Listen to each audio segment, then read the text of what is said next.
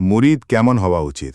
হজরত খাজা গোলাম ফারিদ রাদিয়াল্লাহু তাআলা আনহু বলেছেন, হজরত কুতুবউদ্দিন হায়দার রাদিয়াল্লাহু তাআলা আনহুয়ের একজন মুরিদ একবার হজরত শেখ শাহাবুদ্দিন সোহরাবর্দী রাদিয়াল্লাহু তাআলা আনহুয়ের খানকায় এলেন। এই সময় তার খুব ক্ষুধা লাগছিল।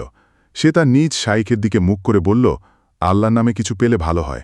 হজরত শেখ শাহাবুদ্দিন সোহরাওয়ার্দী রাদিয়াল্লাহু তাআলা আনহু এ কথা কাশফের মাধ্যমে জানতে পারলেন এবং খাদিমকে হুকুম দিলেন, তাকে খাবার দাও। যখন সে মুরিদ খাওয়া শেষ করল, তখন সে আবার নিজের শাইখ কুতুবউদ্দিন হায়দার রাদিয়াল্লাহু তাআলা আনহুর দিকে মুখ করে বলল, শুকরা আল্লাহ বা কুতুবউদ্দিন হায়দার, আপনি আমাকে কোথাও ছেড়ে দেননি। খাদিম যখন হজরত শেখ শাহাবুদ্দিন রাদিয়াল্লাহু তাআলা আনহুর কাছে গেল, তখন তিনি জিজ্ঞেস করলেন, সে কেমন মানুষ?